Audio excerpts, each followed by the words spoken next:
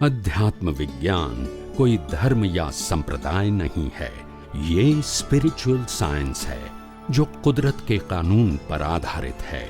ये विज्ञान पूरे ब्रह्मांड के सभी रहस्यों को उजागर करता है और जीवन के सभी पहलुओं को समझने के लिए एक नई दृष्टि देता है। इसी को आर्ट ऑफ विजन कहते हैं, दुनिया को देखने की एक नई दृष्टि, जो अध्यात्म विज्ञानी परम पूज्य स्वामी श्री कमलेशानंद जी के निर्देशन में सनातन सत्य का अनुसंधान कर हमारे जीवन को प्रकाशित करे। जय सच्चिदानंद। सच्चाई को तो स्वीकार करना ही पड़ेगा और ये सच्चाई सनातन है, ये कोई धर्म संप्रदाय की बात नहीं है। इट्स अ यूनिवर्सल ट्रूथ जो सबके लिए है। आपका धर्म क्या है, आपका गुरु भगवान क्या है, ये सब्जेक्ट नहीं। Law of nature and universal truth science सबके लिए एक और समान, माने तो भी और न माने तो भी। दुनिया का कानून हमारी मान्यता के मुताबिक काम नहीं करता है। यस और नो? कानून कानून होता है, आप मानो या न मानो। वो स्वयंभू काम करता है, उसके बियॉन्ड कोई जा सकता नहीं।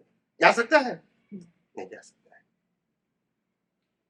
किसी की मर्जी से जीवन नहीं था, न राम की मर्जी से जीवन था, न कृष्ण की मर्जी से जीवन था, न महावीर की मर्जी से जीवन था। और हम कहता है हम अपनी मर्जी से जीते हैं। यही तो अज्ञान है और यही तो अहंकार है, क्योंकि वास्तविकता से हम बहुत दूर हैं। We don't know the fact of universe. We have only know the religious relative truth as a social and religious. We don't know the spiritual. आध्यात्म क्या है, आध्यात्म विज्ञान क्या है, वो हमको मालूम नहीं है। और कई अवतारों से इस तरह जीते हैं। तो कल मैंने बहुत बात किया था। इसके अलावा मैंने कल कहा था कि मैं 3 बात कल समझाऊंगा, आत्मा, प्रतिष्ठित आत्मा और प्रकृति, जो कल मैंने पेंडिंग रखा था वो बहन के प्रश्न के आधार से, क्योंकि समय नहीं था ना मेरे पास। तो आज मैं इसको विस्तार से बिल्कुल बारीकाई से सुनना। ये थीम है, ये नहीं समझ में आएगा तो आध्यात्म समझ में नहीं आएगा। 3 बातें समझना है। ये शरीर है, वो 3 चीजों से बना है। इस शरीर में 3 अवस्था है। क्या है? 3 अवस्था है। एक फिजिकल बॉडी है जो दिखती है, एक बॉडी जो कर्म बनाती है। क्या बनाती है? ये कर्म की भुगतान के लिए है। दूसरी कर्म बनाती है जिसके आधार से नेक्स्ट बर्थ मिलेगा। और तीसरा सोल है, इसको हम आत्मा कहते हैं, प्योर सोल, शुद्ध आत्मा। तो आत्मा है, प्रतिष्ठित आत्मा है, जो नए नए कर्मों की अज्ञानता के वश प्रतिष्ठा करता है। और बॉडी है जिसके माध्यम से हम कर्मों की करते। तो तीनों चीज क्या है? टोटल सेपरेट है। तीनों का रोल भी अलग है और तीनों की आइडेंटिटी भी अलग है, तीनों की क्वालिटी भी अलग है। सबसे पहले मैं शरीर की बात करूंगा। फिजिकल बॉडी जो दिखती है, ये शरीर की 3 अवस्था है, मन वचन काया। मन वचन काया का एक नाम है शरीर, करेक्ट? ये मन वचन काया तीनों कर्मों की भुगतान का साधन मात्र है, कर्म करने का साधन नहीं है। ये 2 सेंटेंस पैरेलल सुनो, अलग अलग नहीं सुनो, पैरेलल साथ में सुनो। मन वचन काया वो कर्मों की भुगतान का साधन है, कर्म करने का साधन नहीं है। ये 2 सेंटेंस साथ में सुनो, एक नहीं सुनो। They create the confusion. तो ये शरीर कर्म के फल स्वरूप जन्म हुआ, कर्म के फल स्वरूप जीवन था और कर्म के फल स्वरूप मृत्यु है। यस और नो? यस। इनका रोल क्या हो गया? खत्म हो गया। तो ये तो कर्मों के भुगतान की बात हुई, कर्म की बात तो हुई नहीं। कर्म का मतलब एग्जाम, भुगतान का मतलब रिजल्ट। तो रिजल्ट तो हो गया, मगर एग्जाम, एग्जाम देने वाला शरीर,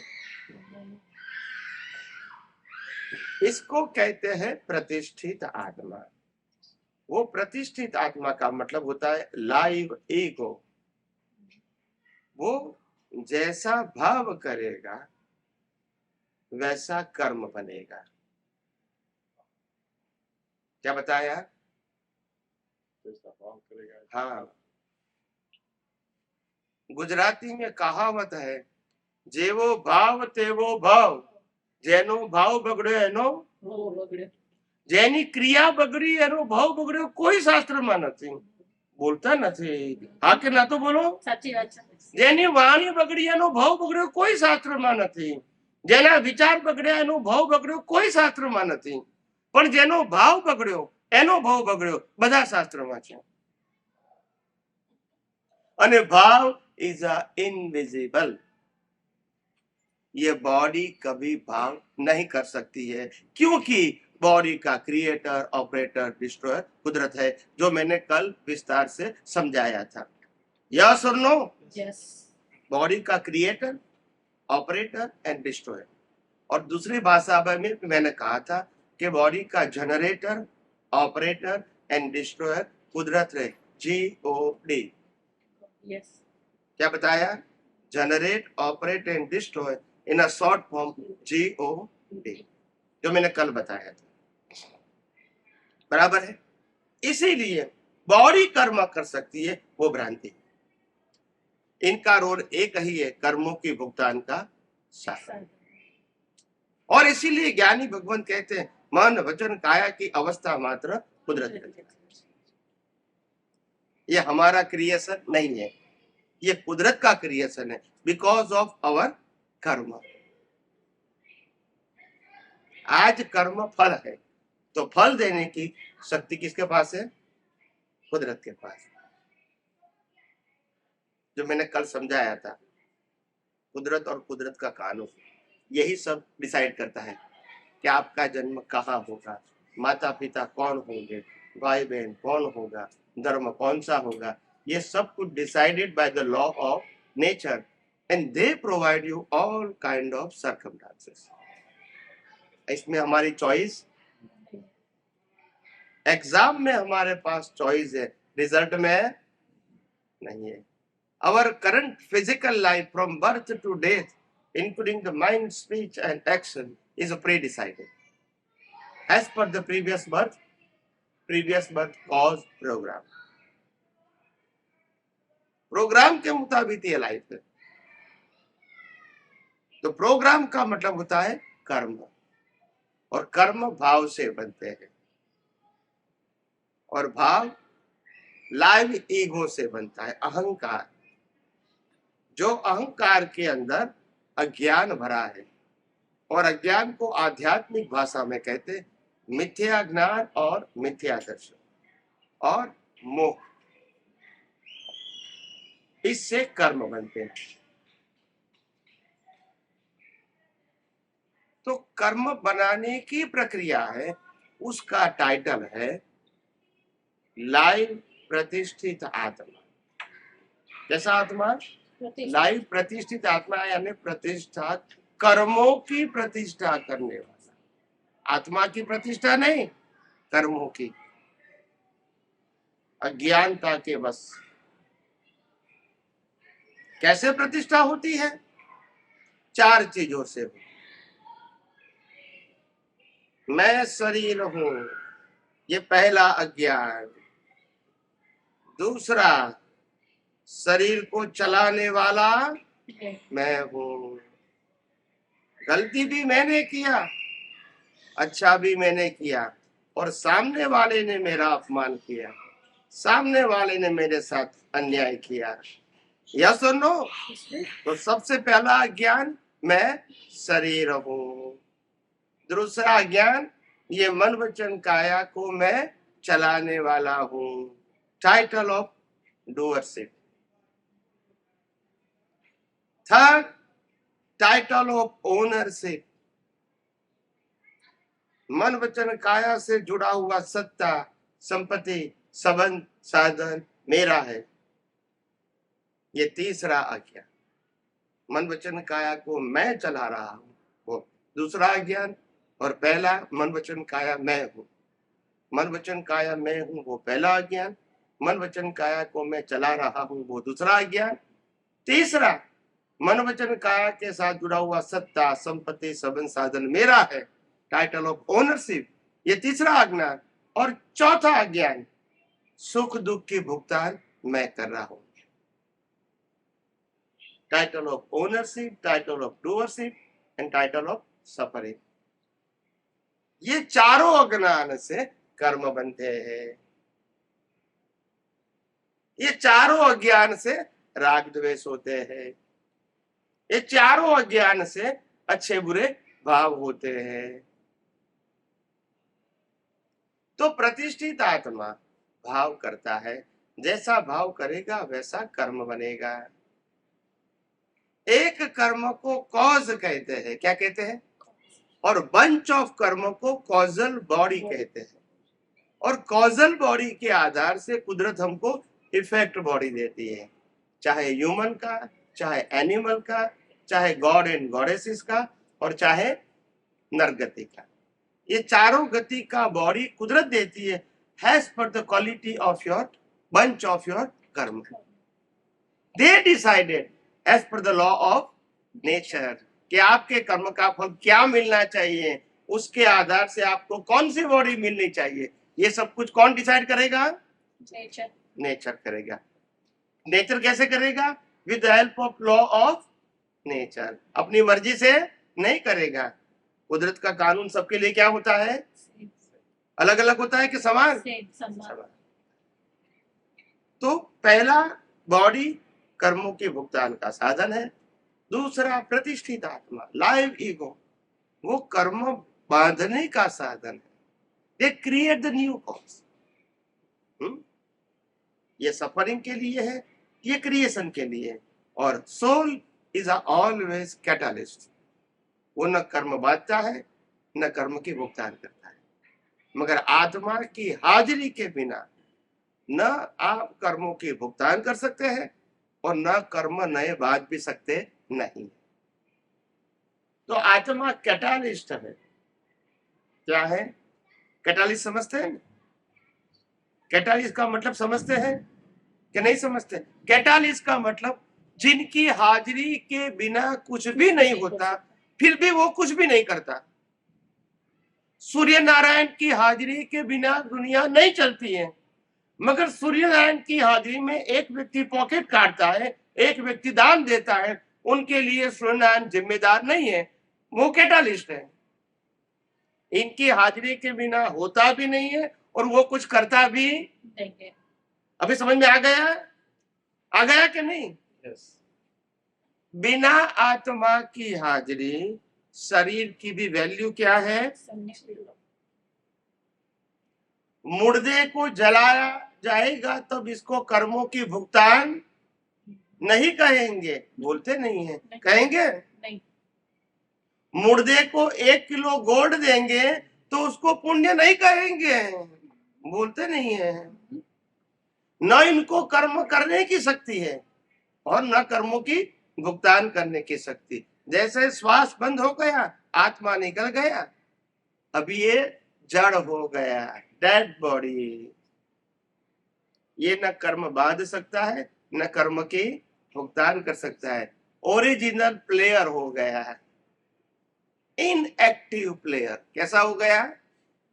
जन्म होता है तो एक्टिव प्लेयर होता है क्योंकि आत्मा है। मर गया तो इनएक्टिव प्लेयर होगा क्योंकि आत्मा निकल गया। आत्मा क्यों निकल गया? क्योंकि प्रोग्राम खत्म हो गया। यस और नो? तो प्रकृति जिसका रोल है कर्मों का भुगतान, प्रतिष्ठित आत्मा जिसका रोल है नया कर्म बनाना, और आत्मा का रोल है कैटालिस्ट। ये तीनों समझ में आ गया, हाँ या ना?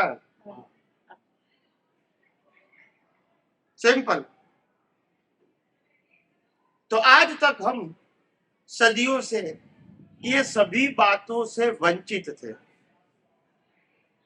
हमने न कभी धर्मगुरुओं के माध्यम से समझा और न ही धार्मिक किताबों के माध्यम से समझा। जो भी समझा वो रैंडम समझा। कैसे समझा? रैंडम। रैंडम का मतलब इसका कोई प्रूफ नहीं है, उसके पीछे कोई सिद्धांत नहीं है, हमने मान लिया।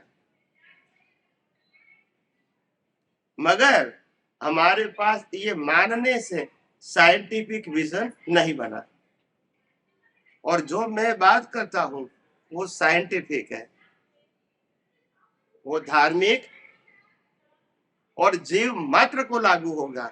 माने या धर्म क्या होता है? मानो तो लागू होगा, नहीं मानो तो कुछ नहीं।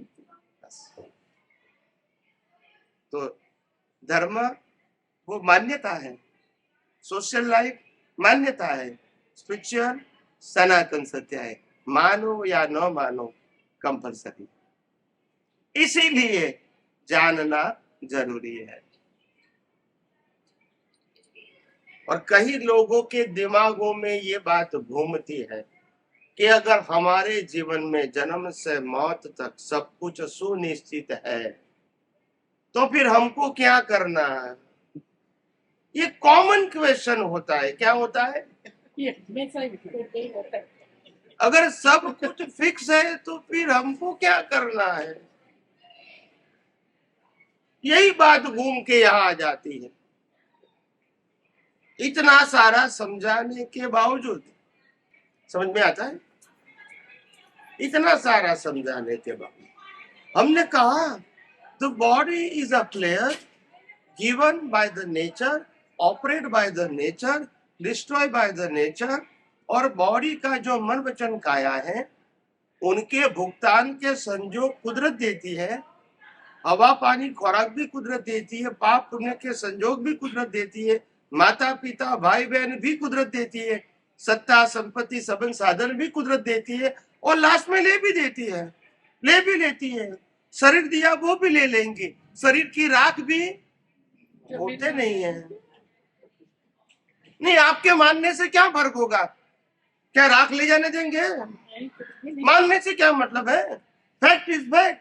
अब मानो या तो कुछ भी अगर हमारे हाथ में नहीं है तो फिर प्रश्न कहां से आता है? हमको क्या करना है? अगर हमारे हाथ में है ऐसे कोई मैं बात बताऊं तो प्रश्न जायज है। जन्म से मौत तक आपको श्वास लेने की भी फ्रीडम नहीं है, कर्मों की भुगतान की फ्रीडम नहीं है। It is control and govern by the law of nature. Ramakrishna Mahavir का जीवन बताया कि उसके हाथ में नहीं था। यस और नो? और हम कहते कि हमको क्या करना है? यही तो अज्ञानता है। हमारे हाथ में यही पावर है कि हम या तो अज्ञान